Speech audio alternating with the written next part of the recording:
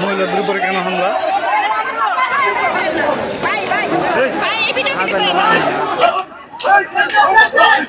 গাজীপুরের শ্রীপুরে আটতলা ভবনের ছাদ থেকে কর্তৃপক্ষের অপমানে লাফ দিয়ে আত্মহত্যা করেছেন এক শ্রমিক। তার মৃত্যুর পর এই ঘটনার বিচারের দাবিতে আন্দোলন শুরু করেন জিন্নাত নিটওয়্যার লিমিটেড নামক একটি তৈরি পোশাক কারখানার শ্রমিকেরা।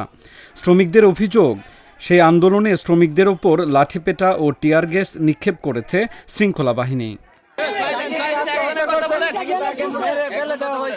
এই বিষয়ে আমরা আন্দোলন করছি, আর আজকে এই আন্দোলনে পুলিশ এবং তাদের ম্যানেজমেন্টের লোক আমাদের উপরে আক্রমণ করছে। শুরু থেকে ছিল মানে কেউ মারা গেছে, গুলি চালায় একজন মারাও গেছে। ওইখানে জাকিরকে অনেক গালিগালাজ করেছেন এবং বিভিন্ন মারধর করেছেন এবং এই দুঃখে সে মনের ভিতরে অনেক কষ্ট জমা রেখেছেন এবং সে আবার বলতেছিল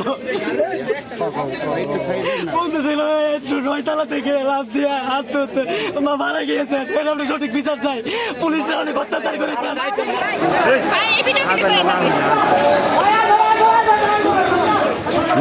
আজ মঙ্গলবার সকালে উপজেলার গাজীপুর ইউনিয়নের ধনুয়া গ্রামের নতুন বাজার এলাকার জিন্নাত নিটওয়্যার লিমিটেড নামক কারখানায় এই ঘটনা ঘটে। ঘটনা জানাজানি হলে বিক্ষুব্ধ শ্রমিকেরা রাস্তায় নেমে আসেন। এই ঘটনায় শতাধিক শ্রমিক ও 10 পুলিশ সদস্য আহত হওয়ার খবর পাওয়া গেছে। এ সময় বিক্ষুব্ধ শ্রমিকেরা শিল্প পুলিশের একটি গাড়িও ভাঙচুর করেন। গতকাল একজন শ্রমিক আত্মহত্যা করেছে।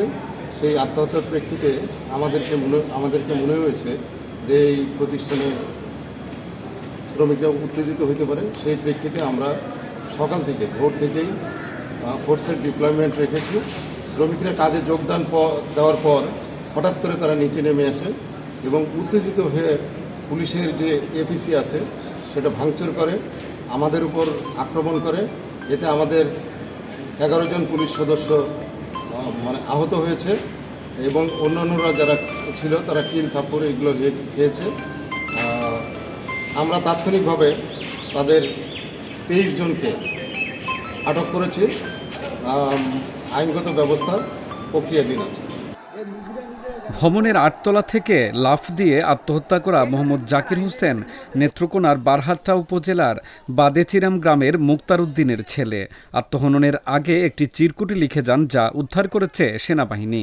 তিনি শ্রীপুরের জিন্নাত নিটওয়্যার লিমিটেড কারখানায় কাজ করতেন।